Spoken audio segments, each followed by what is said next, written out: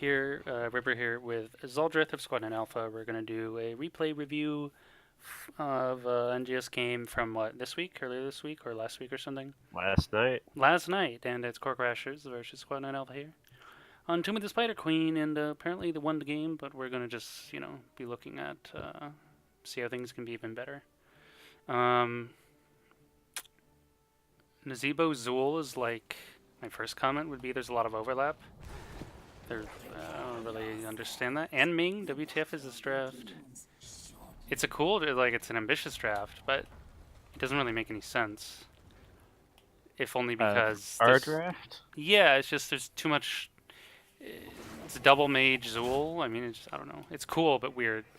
Ming Zool, I think really everything makes sense but the Nazebo. Like, there's no reason. I guess maybe the reason you picked Nazebo is because you had a Zool, right? The idea was just to pick two heroes that could do high siege damage while Zol was double soaking. Oh, so you're like 4-manning one lane? Right. Okay, that makes a lot more sense, I suppose. Nazebo is a little short range on the siege, though. And they have pretty high defense. Of course, I didn't know the draft order. I like the idea. No, I'm all for like creative ideas. That being said, Phoenix can actually out-value Zool on the double soak and cut him off from doing it. So that's something to watch out for. It's not obvious. I learned that the hard way trying to do this exact same thing. Not at the same draft, but on Blackheart's Bay. 4-man bottom and 2 top, and Phoenix just like destroyed the Zool. Because, it's just the range. Like, sure, Zool's the clear, but he has to get in there in melee form, and then Phoenix just drops his orb and his laser and stuff, and sure, he can root the Phoenix. Like, Phoenix is never under any threat from the Zool. He can root him, we can warp out of it, and, there's invincibility frames there, because he's off the map. Like, right here top, he's kind of getting caught. Doesn't die, thankfully, but fairly close. We'll see. I think they push harder than you do, as a 4-man with Hammer, Phoenix. But they're a little slower. Like, the idea is fine, but if you're like on a pure base race, I'm decently sure they win it at this phase of the game for a while.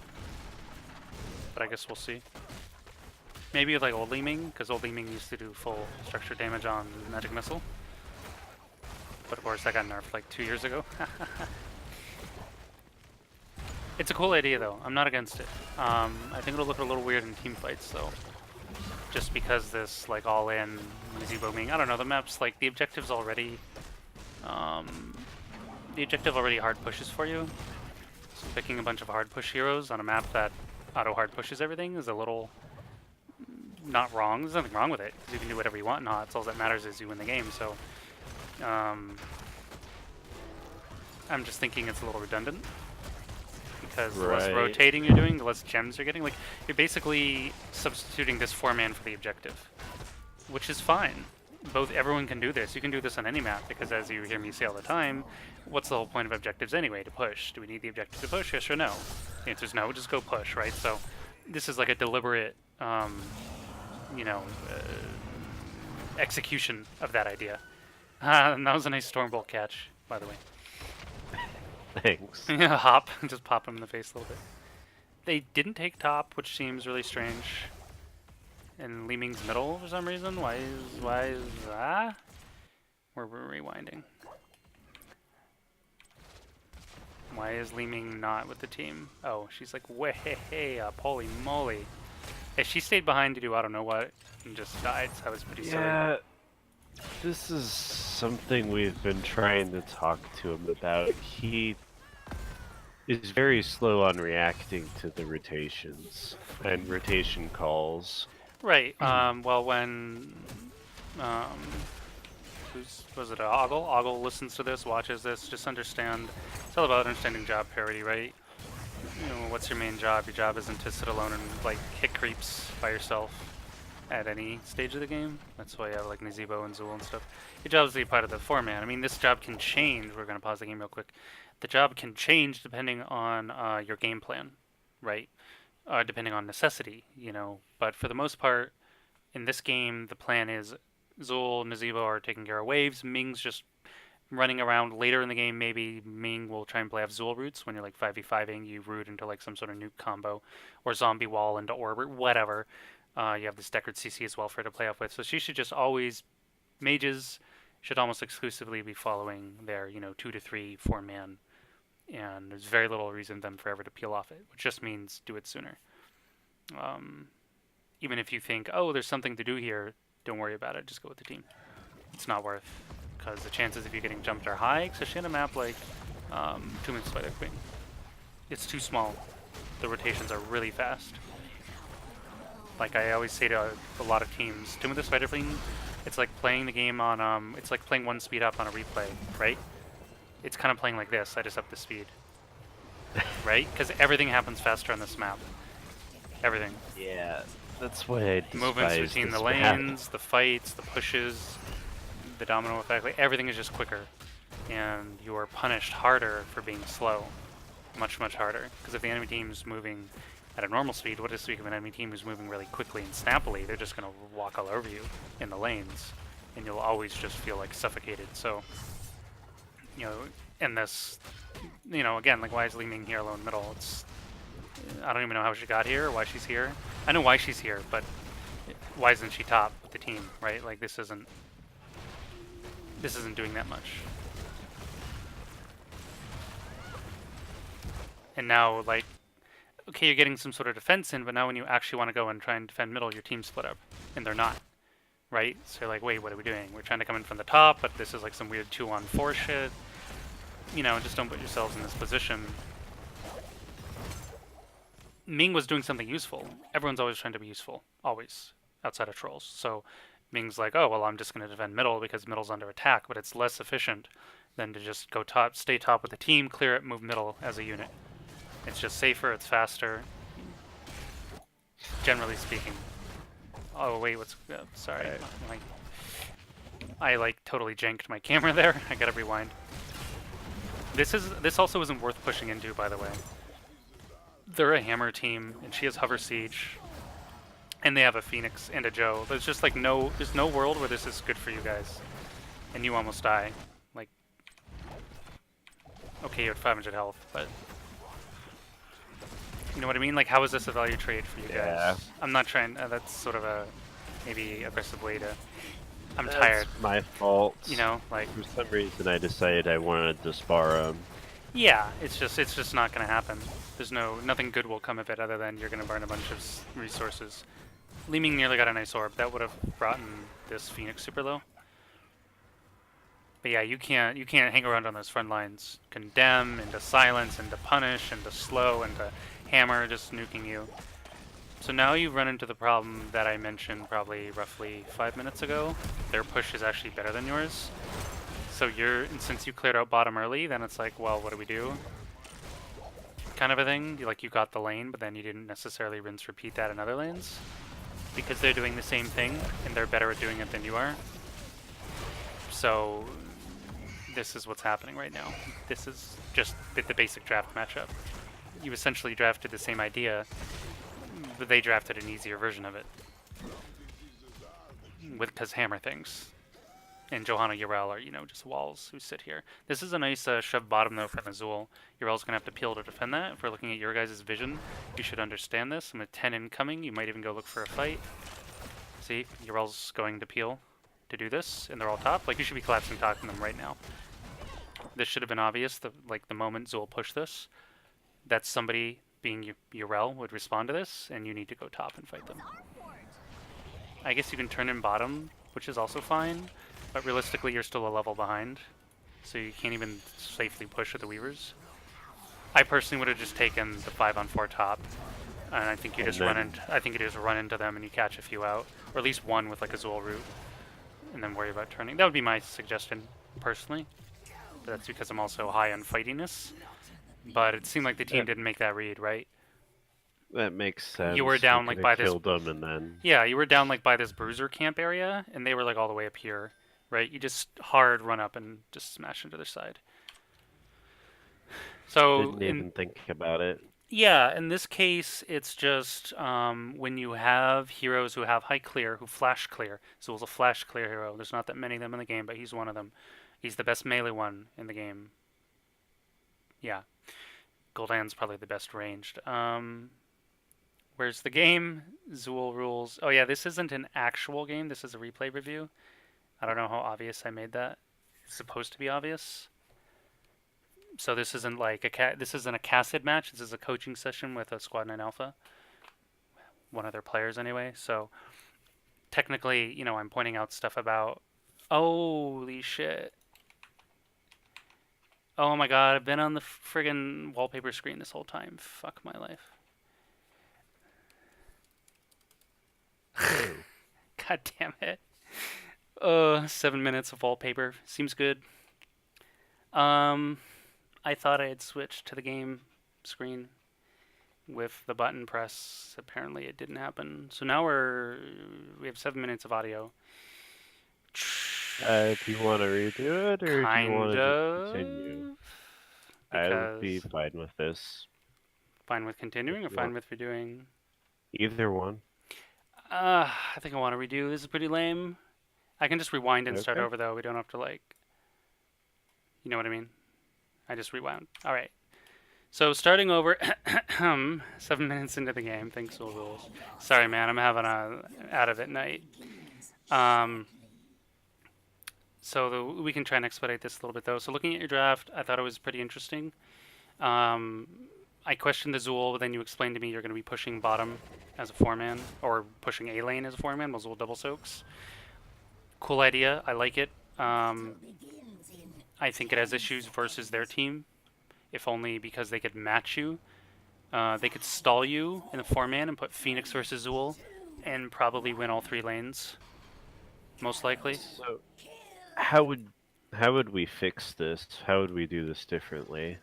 As far as draft? You abandon the 4-man idea theoretically, and just go back to regular top bottom, top middle rotations, and someone solo lanes bottom. Nazeebo or Zool is fine. Nazeebo, realistically, you're probably trying to stack him, so maybe not him, but Zool's better in the 4-man than Naz. So it's a trade-off of like early game power versus later game scaling. It's hard to say which is better because both are good, and there's pros and cons to each approach. Like there's a way they stall your 4-man and win the double soak, so they literally like win all 3 lanes. But of course, this doesn't happen because people don't necessarily understand the matchups, which is fine, and that's, you know, it's my job to understand the matchups, so of course I'm going to understand them. But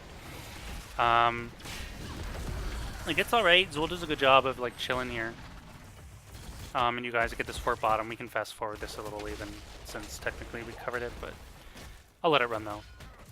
Zool's being a little unsafe here. Like, if we go and look at his vision, which is 0, like, he pauses the mount when their entire team is right, like 4 of them are right there, like 5 feet away.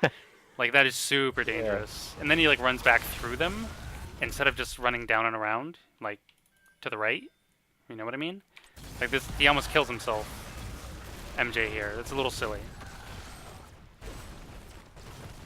Yeah, exactly. 4-man Zool rotations. This is what I expected when I saw the Zool pick, is to just see Zool in the full 4-man and maybe Naz bottom, because Naz is actually a strong solo laner, even though he doesn't stack as much.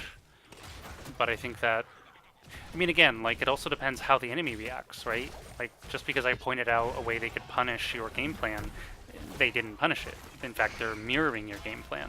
But nonetheless, as I also mentioned, even in a mirror, theirs works out slightly better. Now, granted, you get the first fort because we already watched this, and they don't quite take top, but of course, you know, whatever, 5 minutes later, they take top and middle, right? So, fixing it, you know, obviously you have the draft you have, but I really like Zool in a 4-man when on this map specifically on this map, because, you know what I mean? We're going to pause this a moment and take it in a little bit of a different direction. The map isn't big enough also for you to necessarily run around and do these like 4-man, 4-1 shenanigans, because at a point, either team can go, well, I've had enough of this, and they're just going to pick a fight, right? And someone's probably going to have a 5-on-4, and it may not be you, but it could be you, right? You know what I mean? Like, it's not like this is Blackheart's Bay or Cursed Hollow where you have to gallop like a minute top to bottom, or that's an exaggeration, but you understand what I'm saying. Everything on tunes and fast forward. Everything's fast. And you can't hide, right? There's nowhere really to hide. You can't really play these lane games that easily. I like the patience here by Ogle to not show. He was waiting in the bush for the Zul route. That was a nice play. A lot of players would just like charge out there and he would have warped sooner, so that was a nice play. And of course you got that Stormbolt on him I had mentioned earlier. It was pretty solid. So how you can... Oh yeah, and we talked about Ming. I kind of didn't catch this technically on camera, so we're going to go back. And we're going to talk about Ogle things, Ming things. You know, you're all leaving. She's staying just to throw an orb at a tower. Walks like 5 feet away from the gate. And then mounts up, gets caught. So this is just, you know, you mentioned there was some issues with Ogle maybe not joining rotations, lagging behind a little bit sometimes. So the easy way to fix this as the individual player is to consider your main job priority, which is different for every player depending on your role, and of course on your hero in the matchup. There's also, you know, there's exceptions. Sometimes you might be playing some unusual draft or whatever, and maybe your roles change, but let's not worry about that right now. We're going to consider that as a Li Ming in this particular draft, this particular game, this series, whatever, you know, it's not your job to clear creep waves. That's like Zul and Nazeebo. Your job is to just stay with the team and throw spells at people and at creep waves when it makes sense. That's all you have to do. You don't have to worry about trying to make any plays on your own, you know, until later when maybe you get like some calamity snowballs going or something. But you know, there's just no reason for any hero, it doesn't matter who it is, to be this far up in the lane, you know, on Tomb. Everything's too fast on Tomb. It's like playing in fast forward. We speed it up here.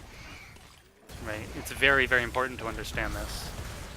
The quicker your movements are, it's magnified. The reward is magnified, and the slower you are, or you know, the bad positioning, etc., the punish is also greater if the enemy team capitalizes on it. Or the speed at which you get punished is magnified, or the speed at which you can capitalize on things is magnified because the map's so small and there's very little room to maneuver. It's very hard to hide on this map. You can't really sneak around. Like, it's pretty hard to not know where the enemy is at all times, even if you're not necessarily awesome at reading the mini-map. You know what I mean? It's just too small. It's like it's so obvious where everyone is, so... Yeah, I guess as the tank I probably should have stayed behind a moment anyway. I mean, you can, but at a point it's, you know, it's sure it's a two-way street. But that should, like, I personally only do that kind of stuff when I feel like maybe they're about to chase our backline and I need to defend against some sort of flank play or something. Like, you know, maybe they have a heavy dive team, right? Some Genji, Diablo, whatever, and they're like Maiev, you know, that kind of shit, Zeratul. And they're always going to be looking to poke you and harass you. Tracer, blah, blah, blah, the list goes on. In this case, you know, they're not interested in chasing you. All they want to do is move between the lanes, set up with a hammer and push. That's all they want to do. They want to fight on their terms, which is playing around Hammer. Hammer doesn't chase people, so they're never going to do that. So there's no real danger, honestly. Technically, they can chase with like Phoenix and Yrel, I guess, but it doesn't suit their game plan. It's the same thing as this Li Ming sitting middle by herself. They peel off one hero to start like Leroy and Jenkinsing a backline. It's just not going to make any sense. They're going to be like, why aren't you with the four-man like doing our thing where we're deathballing? They're deathballing. So this is sort of the difference between your drafts. To go back to this point, you don't really have a death ball. You have a siege team, but you don't have a death ball team, right? There's a difference.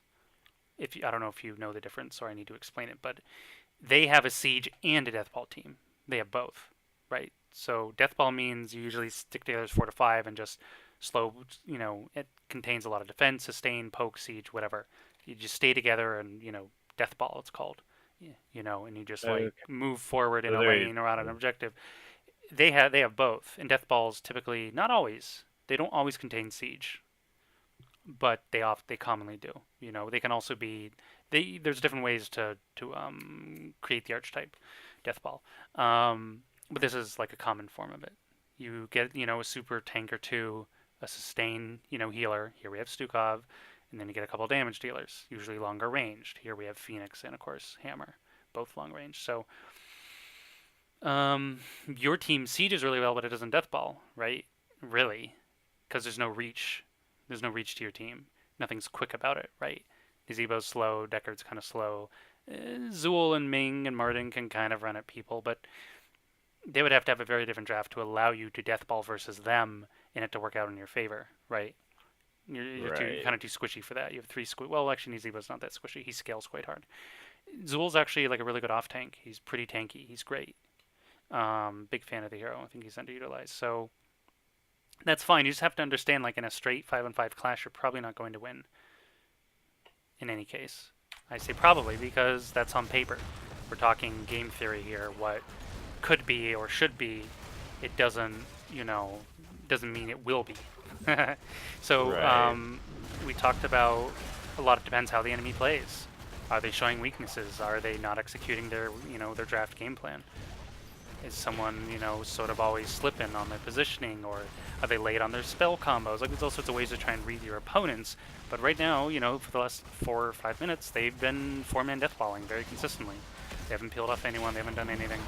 So we're gonna pause and talk about this other Li Ming play really quick. I didn't really like that she sat here middle and defended. Maybe it defended this fort, but they just sit here and take it anyway. I would have liked. The reason I would have liked to see her stay in the 4-man is because you guys ran down like about 10 seconds ago, right? And you were trying to make a play, but then you hesitated because you're like, oh wait, it's like 2-on-4 or 3-on-4, and our Li Ming's over there, and this is awkward. Then you sort of like ran around, and then someone went in. It's too awkward for everybody, so it's easier just to stay together. And then you especially as the engager, main engage hero, Zool can also engage this game, but he's off lane, so it's not his main job to engage. So to make everyone's life smoother, you just stay together, and then it makes your engage distance easier as well. And of course, we're also going to pause. We're lagging behind here. You're just. I'm going to rewind that. You sort of decide to pick a fight here, which again, remember, you're fighting on their terms, and you need to think about the value. Like, we already went over this, so but because of I screwed up the wait screen. You just need to consider the value of things. Not necessarily the value, but the purpose, right? What's the purpose here? Are we going to get a kill? Are we going to force out cooldowns? Are we going to make them go tap their wells? Like, where's it going? You can't really, you don't have a draft that just like hovers near people and maybe we'll make something happen. You're not a Garrosh, you're not a Diablo, you don't have like you're not a Taunt Varian, you don't have like crazy single target blow up or whatever. I mean, your single target blow up's actually fairly strong with Li Ming, but at this stage of the game it isn't. So the point is, when you hover near teams trying to skirmish them, there should be a purpose to it, right? You're delaying for your offlaner, you're waiting for a timing, you're trying to force something out of them, you're trying to see if you can get a kill, blah, blah, blah. There's a bunch of reasons you can hover and skirmish, but none of them really apply here based on these matchups. Which, ergo, there's no reason to be doing it. Actually, I do have a question real quick. Yeah, go ahead. Earlier, we went top and defended that even though they were pushing mid here. Yeah. Was that the right thing to do, or should we have fought them mid? Or tried to defend them mid? I think top's fine, because if you let it go, it's going to start hitting your keep, because the fort's already nearly dead from the earlier fort trades. Honestly, they could have killed this fort earlier, too. They were just like, I think they thought you were rotating up sooner, and they bailed. They were being safe. Better safe than sorry. They understand that if they get flanked hard, like, it could go really badly for them. And it really can, honestly. Without Yrel there, and Johanna's in the front, and they get hit from the side, like, people are probably gonna die. Probably Stukov would be the main target, but if you get a good root on someone like, Hammer or Phoenix, they could die too. Harder targets, considering their escape buttons, but Stukov would probably just get munched, and there's nothing they can do about that. So, okay. If I wasn't sure, I haven't been following this game from their vision, but if they could have killed this fort, but they didn't. Whatever. But the point is, if you just stalled middle, the top gets pushed, you keep wall damage, and you're probably still fighting middle. So I think this is the better call. Okay. It's a really good question. Sure. Yeah, no, it's at this point, it's like a war of attrition. You're just trying to delay their push because they're going to take your forts, especially off a Weaver push, because they have a hammer, like we talked about. They have better siege, they have better death ball. If you just want to talk raw numbers, you guys all probably have pretty good numbers, but still not quite the same thing. Oh, that orb is so close. Ming has to throw out spell. It's like Ming has a like if you just watch a Li Ming game, hey, it's Batman. Hey man, how are things out? I think west, or Midwest or whatever. If you just follow Li Ming's perspective, it can be like, wow, they're missing most of their skill shots, but it's like it's a very skill shotty hero, and there's always going to be a lot of near misses, especially when the enemy's constantly moving, like Oh this yeah, Phoenix played stutter her a few stepping and times. stuff. Feels like Chromie, really. Yeah, no, there's you're probably going to miss half your spells or something, which is just the way it is. That was a sick orb, though. So here we're going to talk about what we already did, and of course I know it's coming in advance. But you need to, because you aren't just a 4-man, you're a 4-1, right? So you need to understand when you create pressure somewhere on the map, they're probably, I didn't notice till that. I noticed it right around here, I think, right? I said, hey, you just got a bunch of pressure bottom Azul. They're going to peel Yrel. To deal with this, you should go fight them top, right? Now, were I playing this game, I probably would have thought of that slightly sooner than I noticed it here, because that's what your left laner's for, right? They do map things. They do macro, they control, they pressure, usually a singular lane. As long as you're hitting hammer, it's okay. Yeah. Regards to Ming damage, I agree. I made that statement because there was so many like super near misses on this Phoenix, and I just wanted to make sure I wasn't like make sure I didn't. Anyone was thinking I was making fun of this Li Ming or something, because that's not the case. So now we're just sort of hovering. People are probably talking like, what are we doing? What's going on? They're taking our fort top, whatever. But that's not whatever because Ten's incoming. But if you had, say, already been up here, you would already be engaging them. Like, you'd be 5-on-4ing them right now if everyone had ran up there in time. So you get the turn-in, which is okay. It's going to stall, like, their 10 advantage at this point. But, it's kind of waste. It's basically you're spending a turn-in just to get a level. And that's kind of feels bad. Now, at this point, considering you didn't run top and fight them, that was the best call. Because that is the next best thing to do. If you had just run middle and hovered and did neither play, that would be super feels bad. Because then they would, start guarding the turn-ins, prevent your turn-in, you're down, like that would just be like ugh, super ugh. So that was the best play considering you didn't pick the fight top. And here you're pushing top, it's also good, but you're still not 10, so you do have to be a little careful. I would have somebody anchoring the bush, frankly. This is super dangerous, right? You're just assuming they're going to run this path. What if they run up through the middle, right? Oh, they can't run through the middle because Weavers. But they did basically run through here. Technically, well, actually, we're going to rewind. I'm pretty sure they just could have run through the turn-in area. And like, you weren't even... Yeah. This is just silly. They're just being silly. Yrel's looking to backline you, but same thing, right? If their whole team runs over here, where Yrel is right now and runs into you, like Aura's beyond dead. She just dies. And then Nazeebo probably dies too. Everyone else probably gets away. Yeah, Again, I the say villains probably. are nasty. Maybe not. No, but no one will die. They messed up. They ran like the super safe. Like they had an option to fight you from the side, and they chose to fight you from the front. Just kind of nonsensical. Like there's no reason. Like why not give yourself the advantage? Are you dying to Yrel? JK. Oh, look at Zool though. Sorry. Stukov has like 5 HP. Considering... Oh, everyone used their 10s. Literally everyone. That's awesome, actually. Oh wow. I was too busy like yakking about the positioning thing to even notice. Oh, we have the bug thing where it switched the... Disintegrate? Disintegrate's fine, I guess. Though it depends on her build, what she do. Oh, she went full... Yeah, this is fine. She went full or build. I don't mind this at all. I think this is a reasonable adjustment, considering like you'll have a reliable stationary target in hammer to try and nuke. I feel like there's too many people middle, right? You don't have turn-in, you're still down a level, and they're not showing on the map. Like, you should be doing more. Zool at least should be in a lane alone, like soaking or pushing. Should take Seeker into Hammer. Orb has much longer reach though, and she has people bodyguarding her as well, like Johanna and Yrel.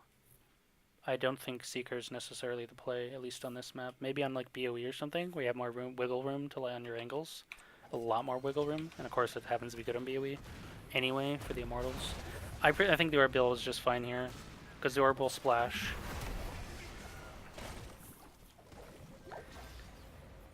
Because you don't actually have turn in, right? And they do. So this is awkward, because you're putting in all this effort to turn in, but you don't actually have the turn in, right? And you're still behind. You're still behind a level, almost.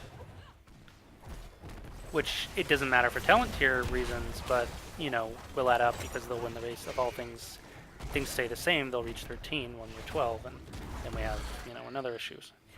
And you're also dealing with this camp middle. So this is like a really just weirdly awkward time to try and force the turn in, or defend the turn in. You can't say I agree with it that much. In general. Yeah, we probably should have just let him have Like the turn in. yeah, there's too many things against you. Right? You're actually losing all 3 lanes because you sat middle too long and didn't deal with top or bottom. And while you were just sitting middle, they got the bruiser. But more to the point, they have the turn in. So you spent all this energy turning in gems, but you don't have the turn in. And it's really important on Tomb and Blackheart's Bay that when you don't actually have the turn in, generally speaking, you don't want to commit the time to trying to turn in, because you're just going to have to do the same thing twice. Once you get enough gems to turn in, then you're back to square one of doing this super awkward, you know, usually like long-winded poke war where you try to defend the turn in. I mean, you try and turn in your own gems or coins, but let's never run Blackheart's Bay because it's, you know, out of rotation. But the idea is the same, and I see the same mistake, and I've been seeing it for years. It's just people, and I understand why people maybe want to turn in gems because they think they might drop them or whatever, and that's true. But when you can afford to do that when you're ahead. When the positions are reversed, you're winning all the lanes, and you know, you're like, you know what, we're gonna go pick a fight, but let's drop off, you know, 40 gems first because maybe you don't have the full turn, and that's fine. There's nothing wrong with that because you're ahead. You can afford to do it. You have the time. You have the breathing room. But when you don't have the breathing room here. That's the problem with it. Everything's context. So Naz is top. This is fine. Should we join the team? Zul defending bottom's cool. He just has to watch out for them cutting through the bruiser camp area and ganking him from behind, which they could have done and killed him if they wanted, but they're pushing middle, which is also fine. He was a little far out to not account for that, I think. He stepped like out here, and they could have, you know, come from here and just, yeah, he can't get out. That's a free kill if they wanted it, but they didn't want it, which is fine. But I would be a little more worried as a Zul. Like, you have no escape mechanism. You can just pop shield and try and run away. But again, right, they didn't, so there's no punish on that play, but mildly unsafe. Now there's a world where they're showing middle and you're like, they're showing middle, you're fine, but the moment they like disappear from vision, you have to be like, Zul, they might be coming to kill you, watch out. So you can't stop this. Again, we're talking domino effect still. You have turn in, but now since, you know, your lanes are all shoved in, you're down at talent tier, they're gonna get the boss, which means Zul should be bottom. He shouldn't be middle, really. You can't stalk this. This is 4v5 as well. I'm not sure you want to try this. Unless this works out super well. I just don't really see a world where it does. Nah. Same thing, right? We need to talk control tools. You have Lornado, which is cool, but they have Flailing Swipe, which is going to trump you every time. Right? It's just not comparable in this instance. For a zoning boss, it's just not comparable. It just isn't. Naming gets the Phoenix kill, which is nice, but okay. Helps, because Phoenix is a lot of their siege, or, you know, half their siege. I don't even know how we didn't lose anybody. Well, yeah, Phoenix kind of got zoned. I'm not sure they were really committed to trying to take a big fight there, if that makes sense. They were like, we just want boss and get out of here. Then you pick the fight so hard, and that would be my impression. They're like, oh, okay, I guess we'll fight now. Zul also stalled them with, you know, with roots and stuff, so Like your team is decent disengaged. There was a Lornado bumping some people around as well. Like it's fine. And you get a kill, but you lose. I don't know. It doesn't seem worth to me, realistically. Because you guys could have been shoving middle while Zul's super shoving bottom, and then you just back off and defend boss. And then they're forced to go kill someone, or you start winning bottom lane, which isn't the most priority lane. Top is, but there's a world where that goes horribly wrong, and like 4 out of 5 you die, and it's not even that far off. So I just would not recommend. Nice Lornado though by Aura here. And then we could have gotten the mid fort probably while they were taking it. Maybe too. you could have at least gotten Unless- damage on it, and then bottom would be like shoved probably to here because of Zul. It's And just better. It's just a probably little will help. more. It's short term versus long term stuff. But since you're this behind, you have to play long term. You have to play slightly longer term. I say long term. Long term means like a minute or two later. But again, it's Tomb. So how long will the game last? Let's start looking at some talents though. I haven't done this yet. You think our keep would have been better off had we done that? Probably not. So in this case, it's kind of a better, like maybe it's the better call in the end, but you know what I mean. You came also close to getting destroyed. So if even like if 1 or 2 of you die there, they probably get the keep, even though you lost the Phoenix, right? Because Right. they'll just keep pushing. So I think without any defense, maybe the keep dies, and by picking the fight all the way up there, okay, it worked out. But like I said, if it was a really narrow fight. And I think if they tried a little harder, they might have been able to kill a bunch of you. But I think they were trying to disengage. Of course, you did a good job of disengaging with like some Lornado and roots and stuff, but it's like major yikes. It's not really the position you want to be in, like Yeah, it was a bad Razor's fight. Edge or whatever. It's not really how your job wants to function per se. Is there something we should be doing with the gems? And should we hold them at some point, or is it just fine to like randomly turn them in repeatedly? Sometimes you want to hold on to the turn in, but that's usually when you're in a winning position. When you're losing, it can, well, now you're about to get, this should have been a little more obvious that they were going to jump you, but maybe it works. Oh, how did that orb knock his hammer? Like you're down 16, you don't really want to be fighting this. At this point, your turn in is buying you, it's doing the same thing it did at level 9, right? It's buying you time to get 16. This is all it's doing, but that's a very valuable thing to do, because you need 16 to be able to compete here. So, but to answer, like your question can require a longer answer. Short answer is the right answer, the right thing to do. Here, is it always the right thing to do? No. You can completely waste turn in sometimes. You should try and stack it off planned pushes, or maybe, you know, with a bruiser, a merc camp, a boss camp, a talent advantage, a flank. Same thing, create distractions like we've been talking about this game. You know, if you can get a Weaver in a weak lane, they'll probably feel compelled to defend it with one or more heroes. And you either go push that lane or go pick a fight somewhere else, etc., etc. Like, there's all sorts of ways to play around with it. But you guys are really split up here. This is a big no-no. Or is super dead. That scan was too late though. Yeah. If they scan sooner, I think Aura dies. This actually might turn out really, really well for you guys. Yeah, it should. This Naz zombie's just destroyed like Yrel. Nice. Oh, is that Skullcracker? By you? What was that? Bring him the axe, I No, think? give him the axe. Yeah, he got like mini stunned. I wasn't sure what it was. I didn't see. Oh, I used my Q. Right. It was just like point blank, so I didn't really see it. That's why I got the quest finished there. Oh yeah, yeah. True. Naz is stacked as well, so that was pretty greedy by them. There's no need to like. Well, same thing, right? Both teams split up. Aura almost died. I think if Phoenix Yeah, scans she on came. time, she dies. But he like hesitated and then scanned. Should have just let it rip to begin with. Bought our time to potion up, but still, obviously an awesome play by you guys. Really what you needed to get back in this game in a big way.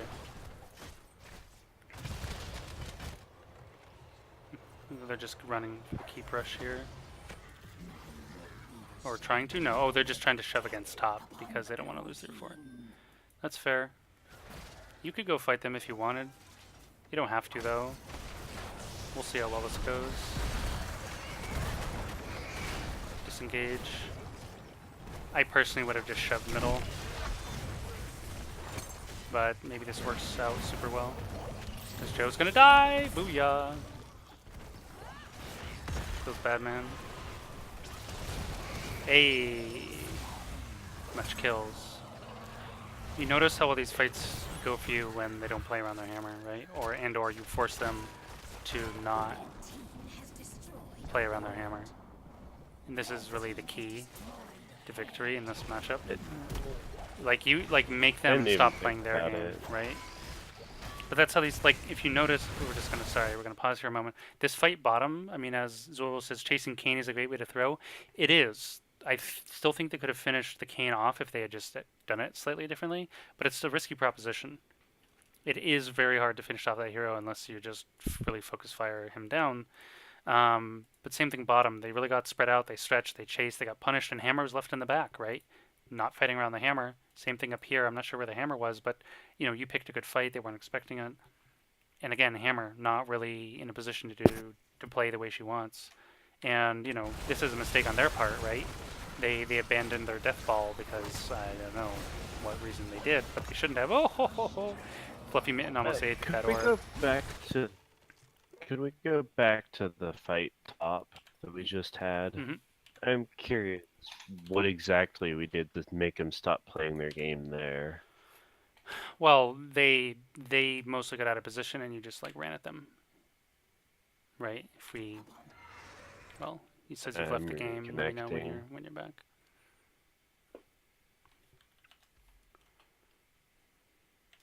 You still reconnecting? Okay, I'm back. All right. So if you look at their positioning, right? Their positioning is if they're about to push this keep, which makes no sense because you just turned in web weavers. And if we look at their vision, I mean, where again, it's very obvious where if we hit 1 through 5 as any other team. Where are you? I mean, are you going to shove bottom at this point? No, that's nonsensical. At a minimum, you're middle, which means you're right here. You're like, I can't ping when I'm paused. Basically, I would expect you to be above this, around this bruiser, pushing middle. And you are. This is exactly where you are. This is exactly where your whole team is. Because where else would you be? It makes perfect sense. You're either shoving middle or you're coming top. So just watch their positioning, right? They even see you coming, and they aren't adjusting. Well, they are adjusting, but see, here's the problem. Hammer, they see you coming, hammer backs off and sieges up. And look at where their team is. Look how far away they are from Oh. right? They're like, okay. this is kind of being stuck in a corner, but at least they'd be playing around hammer. But there's some clear miscommunication here between hammer and the team or whatever. But they should, like, this is even more awkward because a weaver's coming, and they're gonna be like Sam, but it's still, I don't know if it goes. It's hard to argue it goes better because they're on your side of the map and they have no escape route other than just running away and losing a hero or two. But you know what I mean? This is the only way they win fights, is by playing around hammer. The only way. Right. And this is why the fights go so shittily for them. And okay, see, here she tried to, if you're watching hammer, and this is key, she tries to just hover siege forward, realizes the fight's too far away, she's forced to boost. Right? And then she repositions over here, but then, you know what I mean? Her team's on the run. She's literally frontlining because the team ran away from her. Then, Joe's just eating too much damage. Missed Blessed Shield, it looks like. Gets popped by Ming. Everyone's got a bail. Stukov's already forced to flailing swipe me earlier because of how awkward it was. Skelly slow is nice. Ming can clean up.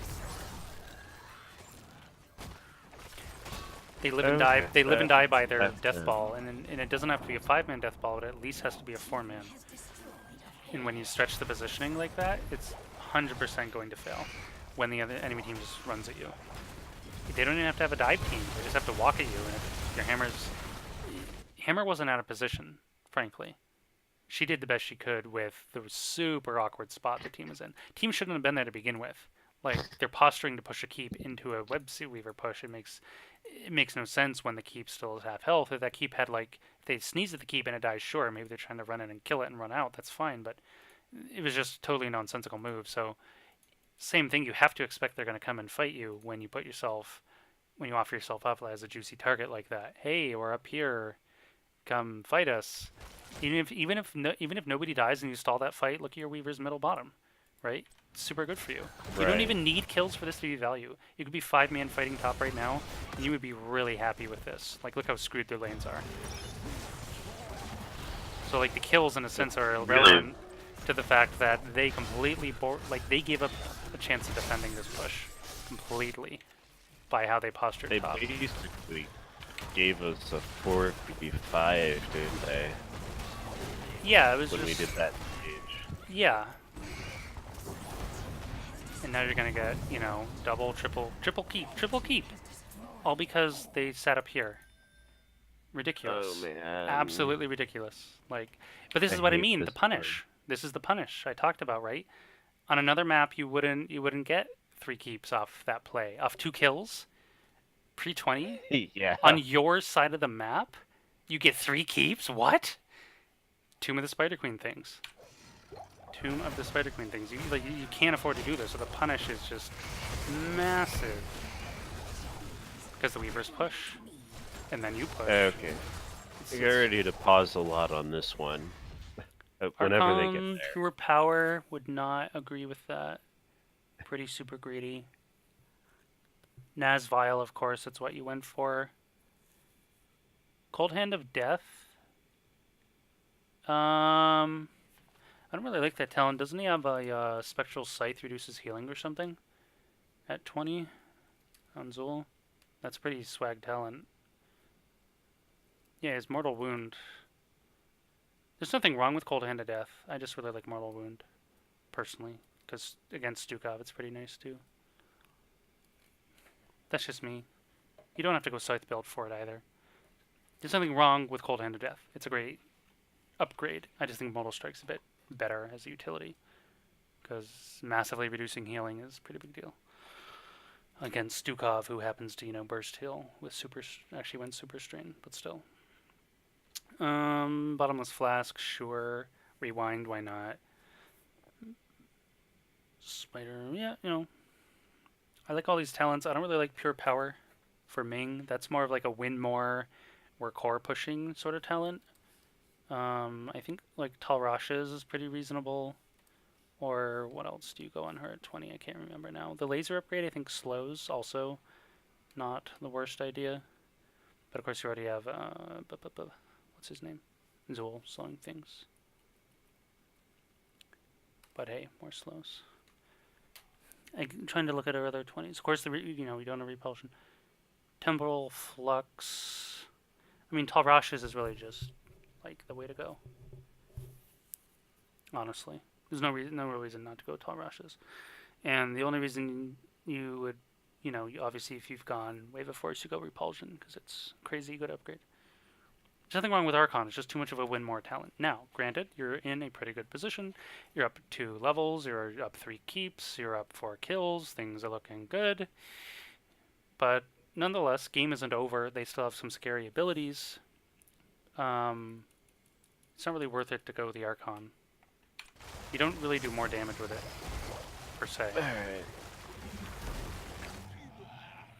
So Zul Get ready and to- okay, well, step number 1, both of you don't need to be anchoring this, right? Boss should already be dead and you're already capping it. Step 2, if you know they're running at you, which you do because you have creep waves, Lornado should be used.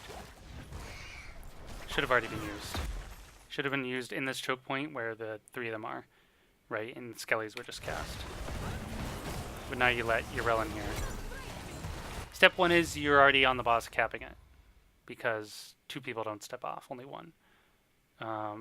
Next thing is Lornado comes out sooner. How did Urel get in here though? That's what I'm wondering. She went around. She like snuck in. Yeah. We Right, but didn't even realistically see Li her. Ming could be in this vent too and still hitting the boss if need be. But but again, Right. like you've already finished this and you're capping it. Already done. and maybe, you know, somebody stuns her away, or because Aura has like Haragic Staff, for example. Tornado's out, they get shoved away, you 5-on-1 what's her face. Oops, I'm on faster. Run, Ogle. The heck poisoned him? This is Oh, Nas, crazy. Viral Infection. Lol. They get the boss. That's pretty hilarious. So that Yeah. went a lot better than I thought it would, frankly. For you guys. Like, I didn't expect so many of them to die. Of course, Phoenix got, like, super poisoned. I think he lost, like, most of his health off Nazebo because of Viral Infection. Mortal Wound is amazing, yeah. This, again, they can't really do anything with this. It just buys them more time. Of course, it gets them a keep, so top lane should equalize out at a point. So there's multiple steps, like, how this looks better for you guys. I guess we'll just kind of recap it. Oops, how far? Did I go too far back? I might have gone too far back. Nope, this is good. Let me know if you need to reconnect. I'm good. Okay. I think Ming can stand in this bush for 1 as well, in the vent, because she has the reach. Like, look how far her laser's piercing past the boss. 2, Zul stays here to Right. kill it. Deckard already cast Lornado. Lornado, just imagine Lornado shoving out the rest of this team and Uriel trying to 1v5 you.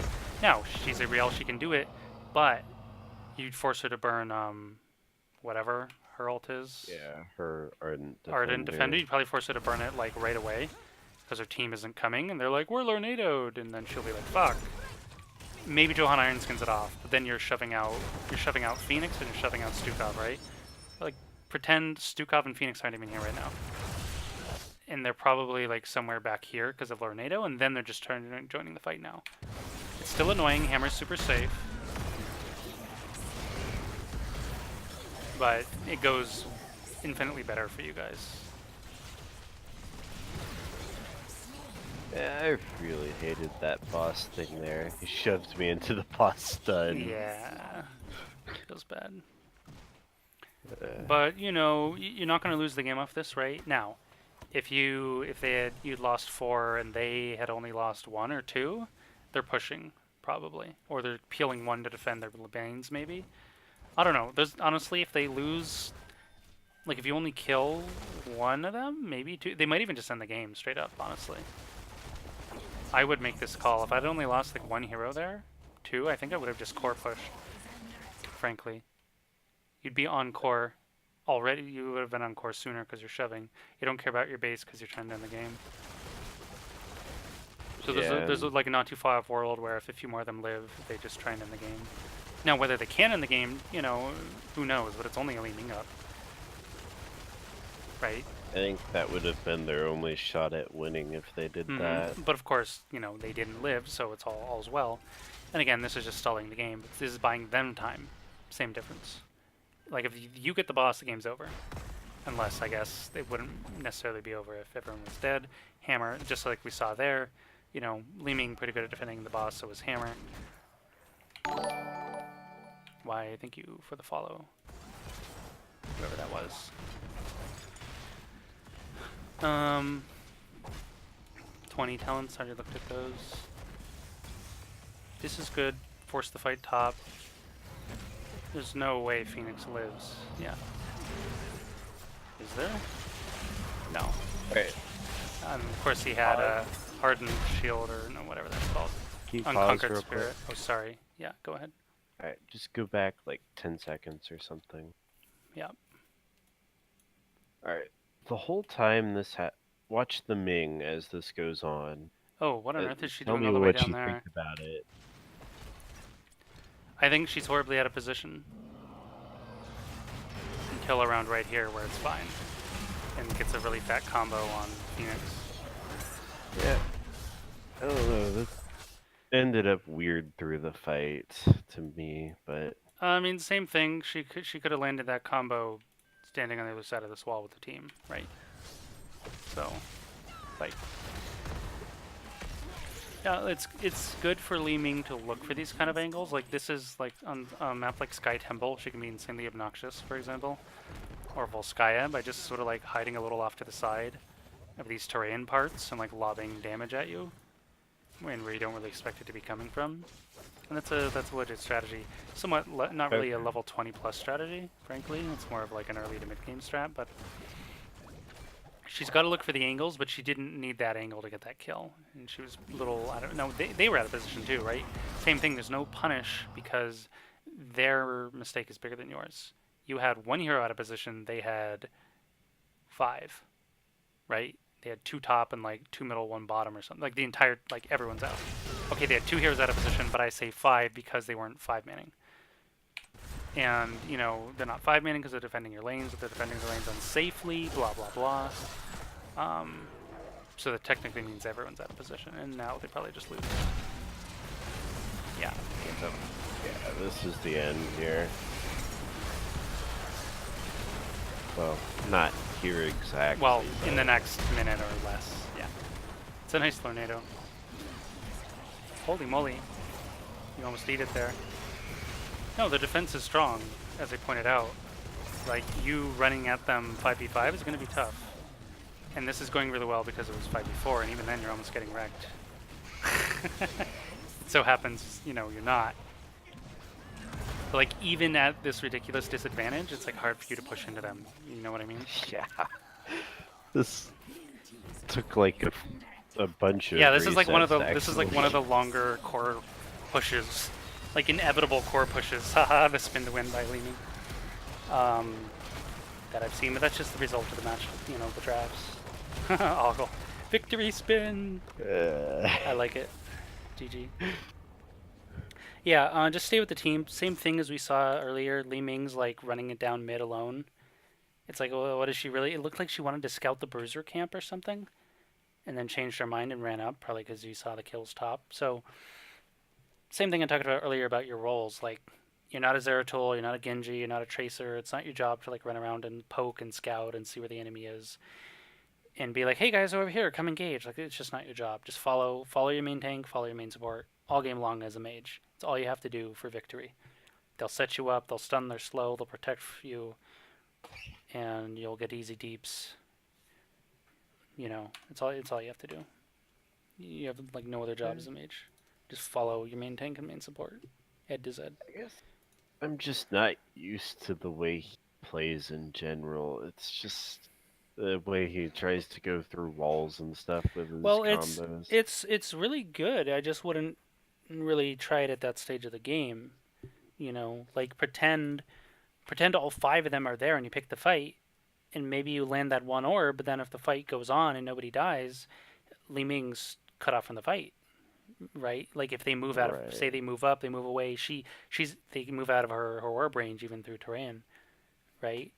Or I mean her spell range in general, it's going to look really awkward if, you know, they move up a few inches or whatever on the screen.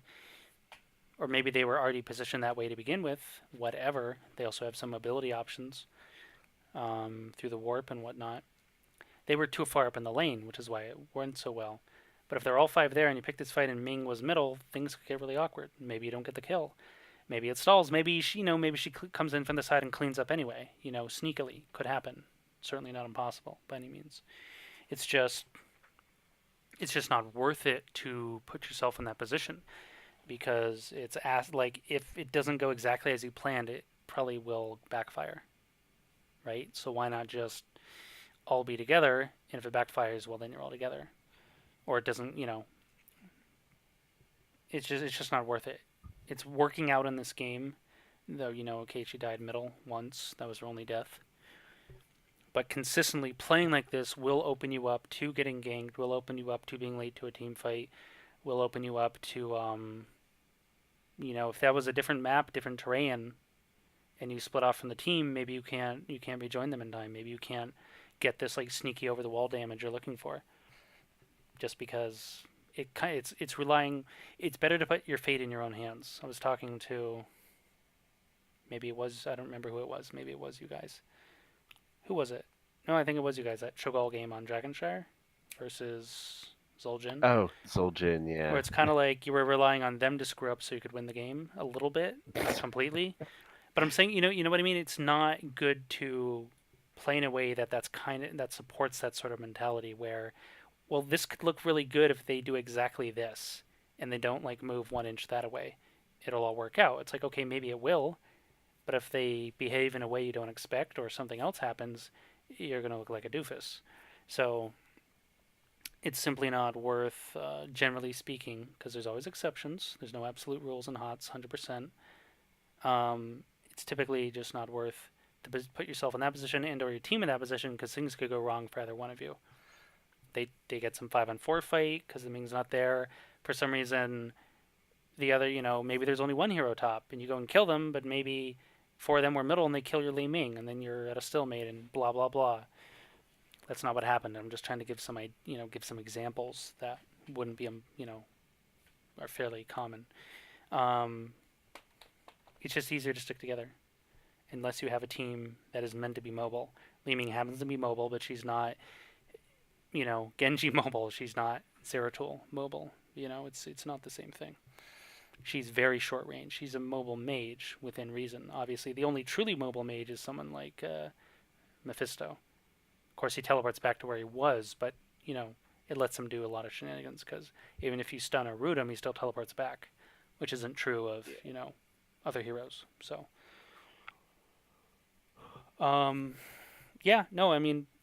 your best play, or some of your best plays were picking the fight top.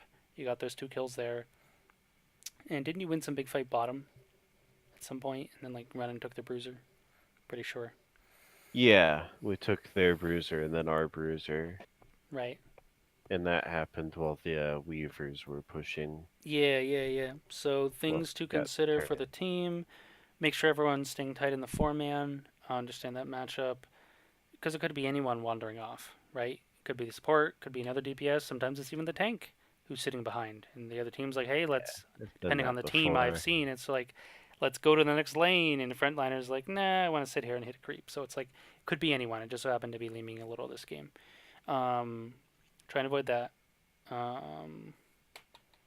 Consider the lane pressure your off laner and or whatever hero away from the group can create. In this case, it was Zul, like that bottom opportunity. They peeled the Yrel. Maybe you get a 5-on-4 top pre-10. Try and think about your timings a little bit more, like before Talon tiers 13, 16, 10. Same thing happened a little later. You're trying to force a turn in without turn in while losing all the lanes while being like about to hit they're about to hit 13. Same sort of scenario. You couldn't have really gone and picked a fight then, but better to try and accelerate your growth to 13 so then you can fight them, because as you saw, they were 16 when you were 14, right? Same thing. Like the effect keeps snowballing until you do something to rectify the situation.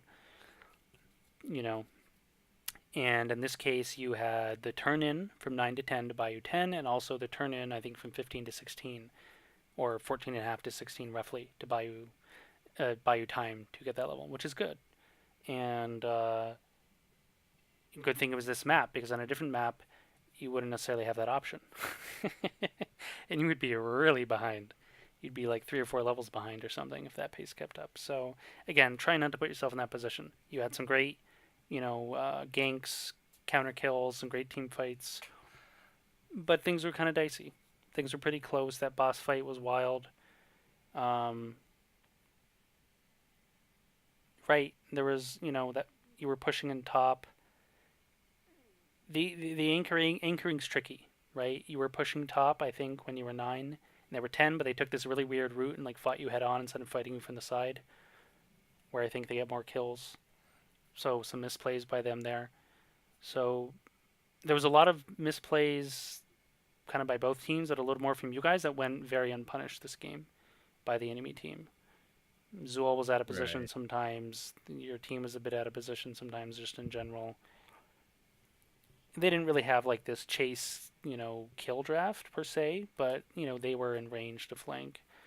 And you saw just how effective it was later. We talked about forcing them to not play around their hammer. You did a good job of that later. It may not have been intentional, but nonetheless it happened.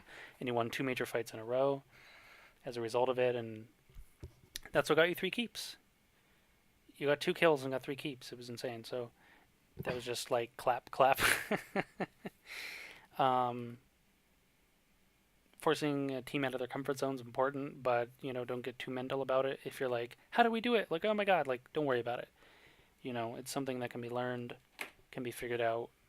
You can always ask me. You can always just think about it yourselves post game. Now, if you can identify it during the game, well, absolutely. But then if it's something complex, like, well, we have to play this way and shift this hero and blah blah, like maybe the team can adjust. I don't, I can't really make that call. I'm not in the trenches with you guys playing all your games all the time, right? So Right. if it's too stressful or tricky or whatever, like splits too much focus away from the game, don't worry about it. Just like try to play the game the best you can. If you can happen to maintain your focus and figure it out, well, sure, go for it. But if it's diverting too much attention, then it's probably not worth. I can probably try and do some recaps later, like post it in the goals channel or notes or whatever. Give me just a second. I want to screenshot the draft, Mm-hmm. and I'd like to go over it. Yeah, absolutely.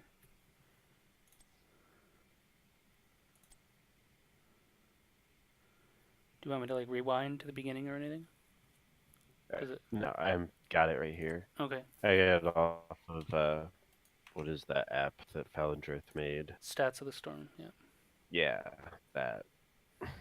There we go.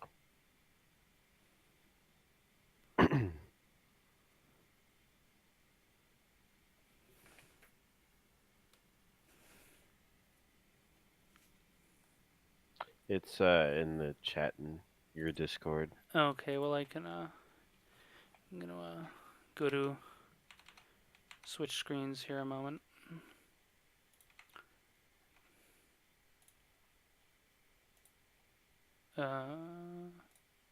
Ah.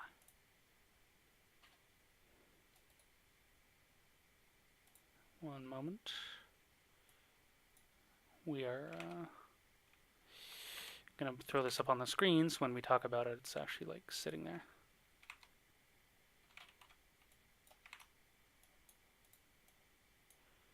There we go. One moment. Image.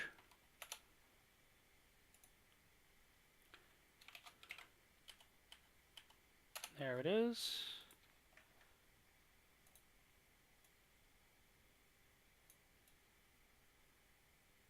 Alrighty. Just throw it down here in the bottom. Okay. So let's talk about it. The draft. So, what do you think we could have done better there? With your So you're red. You banned Diablo. They banned Asmodee. Yeah, it's fair. Ban Melf. Not that's sure why a you banned target Melf. ban. Target ban. Okay. Yeah, their favorite healer. I mean, why not just let him have it? I think Stukov's better here personally. Although comfort picks do matter, so. But I'm stubborn that way. I'd rather like try and beat people at their own game, which can obviously, which can horribly backfire on you. So don't worry about that. Garish ban, pick. Dahaka ban, what face? Kale ban. Again, target. Well, I'm just looking at their team. I mean, Johanna Stukov, like Johanna with Kale's pretty nasty because you condemn into Flame Strike pretty reasonably. It's not hard to do, so I'd say it's a solid ban. Pretty good for the map too. So, like, never mind. Like, pretend you didn't know they had a good Kale player. It's still a pretty good ban, is what I'm getting at. Okay. Pick Urel. Pick Phoenix. Pick. So the last pick the hammer. What could you have done better? I mean, the draft's fine. Like, Naz is a late game hero, right? You got to the late game, and as you saw, like, he practically one-shotted that Phoenix around the boss pit. He had like 80% health, and I think he got hit by some toads and spiders or something, and he just died. So, and they didn't have 20, so we didn't have like Unconquered Spirit yet. So it's fine. So it's a little, like, I'd say the idea was risky. All things being even, if they kept playing their game and avoided like getting ganked and jumped by you, like, things probably go a lot more their way. I don't think you auto lose, but I think you probably don't get ahead the way you did. But you can't. We're all human players. None of us we're not machines. We're all going. Everyone's going to make a mistake, whether super super tiny or very like notable in the game. One player, the whole team, two, three, like it doesn't matter. It's always going to happen because there's no such thing as perfection, just reasonable consistency. So it's just really a matter of, well, how inconsistent are you going to start being? Are you sort of winning and like, hey, things are great, and now we can like kind of play whoever we want and win anyway? It's like that's usually a quick way to lose. I don't think they were trying to like their main mistake top was doing that really weird posture push thing into the weavers. It lost them 3 keeps because they were too far up a lane. It seems so simple, right? Like, how could this possibly go this wrong? Well, hey, it's Tomb of the Spider Queen. Everything can go wrong really fast. Yeah. But what Again, could that's like my yeah, map. sure. I mean, I enjoy playing fast, so I don't mind it. But I mind it when like teammates are slow and then everyone's punished as a result because they're like just running around YOLOing it. Anyway, what could you have done better in the draft? I mean, I think the draft's fine. They picked the band. I think the bands were solid. We have bands on like Garrosh and Diablo, like their bands too. Looking at their bands, Garrosh, Hazmodan, like these are solid bands. The Haka's pretty wonky. I think it's like it's so pointless to have a global they on banned it. on Tomb. You get like practically 0 value from a global on that map. Not that you can't get value, but you have to like work to get it, and it's like why bother when you can walk 5 feet and you're already like at your destination? It's just kind of pointless. I didn't understand it when they took it out either. Yeah, but hey, maybe there's really hate to Haka. It's fine. I think the draft's fine. So basically, because you know me, I'm a fan of everything and anything. All that matters is how well do you play your idea. So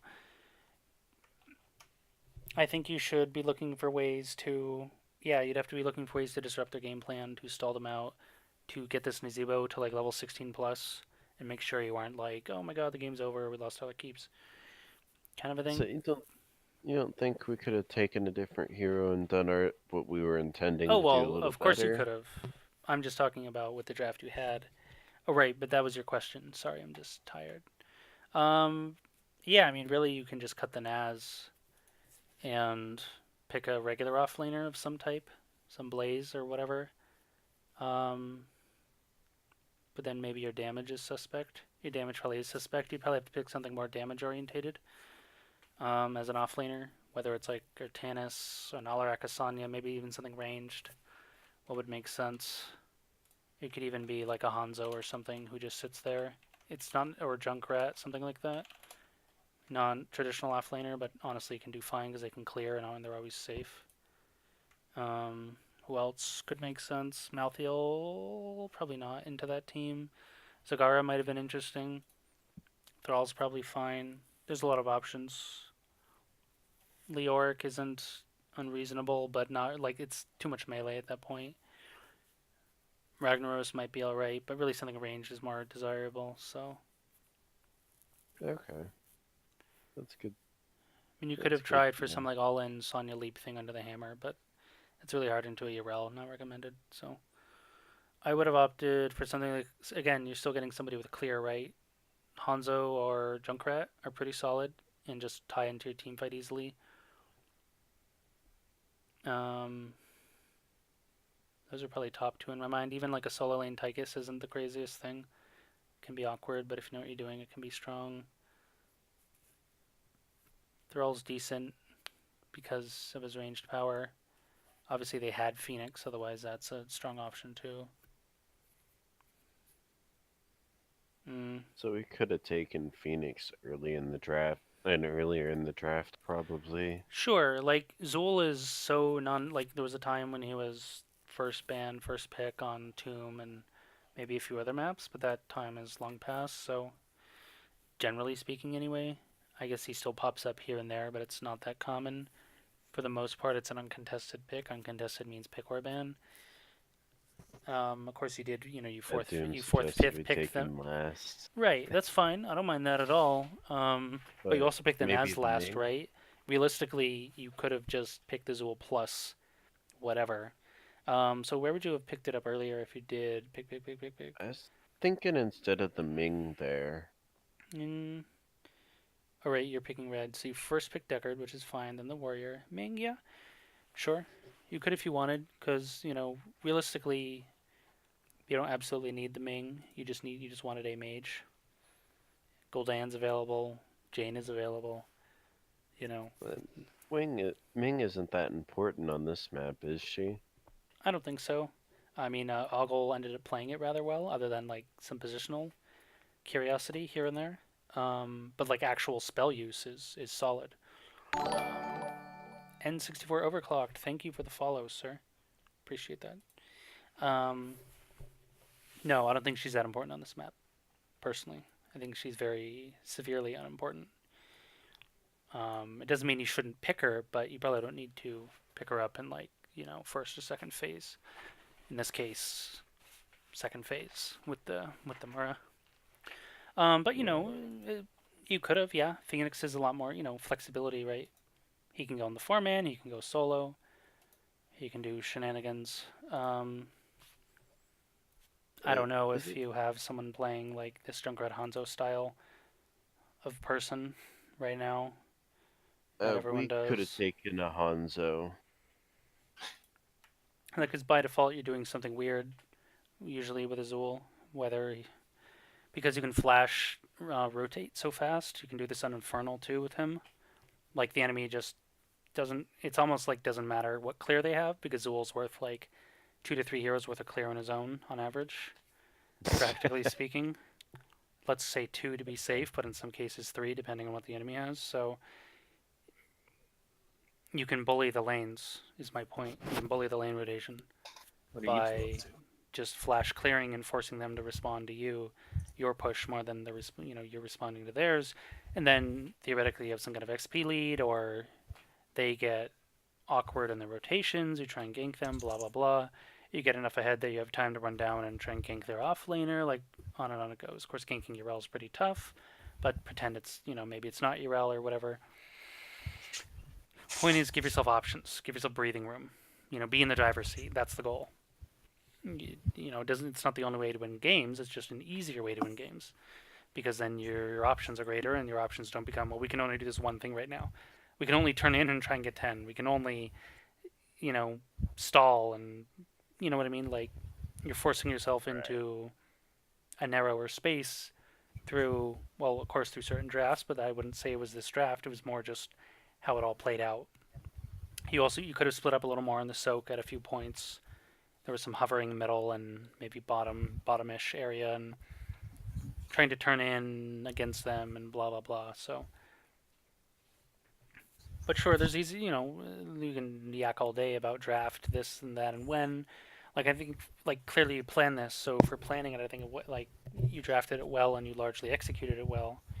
And you capitalized when they screwed up, and that's what matters. Because as I said, everyone's going to screw up somewhere, but are you able to recognize it, and are you there to punish it?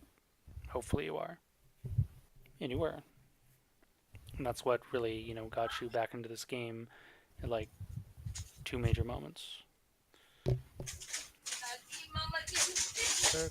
Because you can't just say like, oh, well, their draft will always beat yours, and they'll play it perfectly, and you just sort of auto-lose. That's not realistic. Even in something like Storm Division, it will happen. There will be. Doesn't matter the div. It will happen. The enemy will just play like 99% perfectly, and you just don't really have the tools to handle it, and you'll just sort of slowly lose. It'll happen. We've all had those games. We've had them in Hero League. We've had them in NGS. Like, it's just the nature of MOBAs. That's going to happen. So, sure, at that point you can be like, well, how do we avoid putting ourselves in that position? And that's like an infinite discussion almost, because there's so many variables on how that plays out. But Motley, please don't. Please don't. Just really wish I saw that hammer coming. That helped us out. I mean, Johanna, Yrel, Phoenix, like they're not going to pick something melee, right? When they pick 2 super tanks, it means they want heavy backline almost exclusively. I say again almost because sometimes people go all in on the melee. Some teams will, but there's plenty of melee assassins out of the meta, like severely, like Butcher and Illidan and what have you. I mean, we run front lines like that all the time and don't play hammer. I don't think there's anything that I don't necessarily mean signaled it. I don't mean hammer. I just mean like they were going to pick another ranged hero. Yeah, For sure. Yeah, That's all I was getting at. What I've seen the hammer pick, not really. I don't, because they could have picked a Hanzo, they could have picked a Junkrat, they could have picked a whatever. They could have. I mean, there was no Rainer. Like they could have just grabbed a Rainer. Rainer Phoenix is insane. So much freaking damage, even against tank. They just doesn't matter if you're a super tank. You just die. You just have to run. So I guess when we see that, we just know we need to snipe something backline. Basically, so yeah, Rainer went untouched, which just jumped out at me. Well, looking at their draft because I wasn't looking at it, I was looking at yours. They could have thrown in again something like a Zagara, not that common on Tomb, but it's there. The Hanzo, the Junkrat Asma was banned, or that was reliable to show up. If they didn't want the hammer, they could have gone for like a Zeratul. Like I said, not melee, but Zeratul's like sneaky, jumpy melee, so it's not really the same thing. Lunara's up, Zul'jin's up. Other like mages were still up, Gul'dan, Jaina, like they had so many options. You can't ban them all, and they honestly were all pretty good for them with their draft and how they wanted to play. But clearly they wanted to like do this Death Ball-y CG thing, which you also had in mind, which is pretty funny. I don't know if I've ever seen two teams like It turned into a very bizarre early game. It did. I don't know if I've ever really seen that. That's at least in organized play. That's funny in a good way. The kill count on both sides really. I need to run for a funny, minute. I'll be right too. back. All right. Yeah, it didn't amp up till like much later in the game. I mean, they only got 6 kills on us through the whole game too. Yeah, there was a few close moments, but it's true. It was like 6-20 or something. It added way up in your favor in the end. Yeah, I don't think their comp screamed hammer, because hammer is able. All you really need for hammer is a sustain healer plus strong front line. That's it, right? Now, there's only so many strong front lines and sustain healers, but it so happens most of them are meta. In fact, maybe all of them are meta. So, you know what I mean? It doesn't scream hammer, although certain maps scream hammer, right? Volsky Foundry or whatever, where like heavy fighting over 1 point. You're not heavy fighting over 1 point in Tomb, so it doesn't really scream hammer, honestly. On a different map with that draft, I would say yeah, like strong chance they hammer here, because it'd be really strong. Like it would make a lot of sense. I'm not saying hammer didn't make sense this map, but they could have replaced her with any number of like almost 10 other ranged assassins of numerous varieties, and they could have played a fine game and still mostly deathballed. Right? So their draft wasn't live or die by the hammer. Once you pick the hammer, your draft is largely live or die by the hammer. As pointed out, those fights, hammer, they weren't able to play around the hammer. You just demolished them, and they just had to run. So yeah, I wouldn't worry too much about the hammer in this instance, because again, you do have a poke hero like Ming who happens to be good against her. So that's nice. And yeah, just think about backline. Just understand like what you'll be fighting. Oh, here's this. Let me see. They first picked the Johanna, and then they grabbed the Yrel Phoenix. Right. Or no, they must wait. Who had first pick? You guys had first pick. We had first pick. Who took Deckard? So they picked 1, 2, 1, 2, 1. Right. So they picked double 1.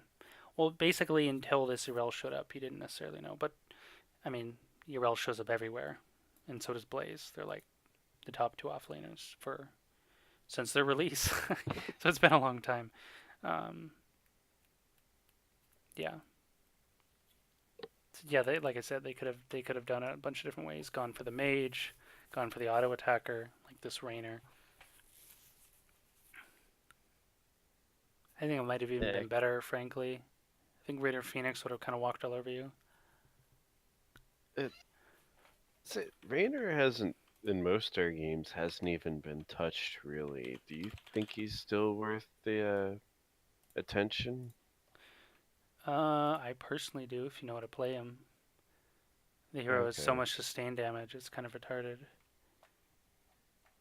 It's like, he's not OP, but like I'm not saying he's overtuned, it's just so obnoxious. And when you stack him with like a Johanna Phoenix, it's just free ace in the hole game, damage all game. You know what I mean? It's just from level 1 to end of days. Gotcha. It's so pesky. You try to fight that duo as like even a Johanna with like Iron Skin and Blind, they just shred you. They just stomp your face in, and you can't do anything about it. Really. So, what about if we were to take Raynor instead of Nazebo? Just out of curiosity.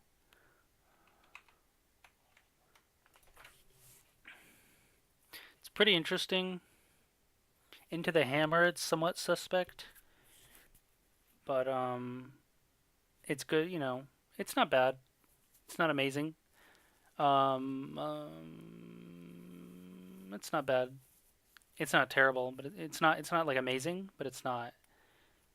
It's not bad either. It's somewhere in the middle of like So solid. not ideal, really. Not necessarily. Just a little hard into this like Hammer Phoenix. Like I don't know. It's all right. He has some tools, but for the way they were playing this exact matchup, I don't love it personally because yeah, I don't know. He doesn't necessarily have a partner the way he would say on their team. Like you're stunning people with Muradin throwing out a Stormbolt, and then Raynor and Ming try to get some damage in, and that's kind of the end of it. You know what I mean? Because Yeah. they're going to be playing around this hammer, just like we saw. You tried to go in this Mura middle, and you almost like died outright, just trying to poke at them a little. That was early game, sure, but you scale, they scale. So I don't love the Raynor for you here personally.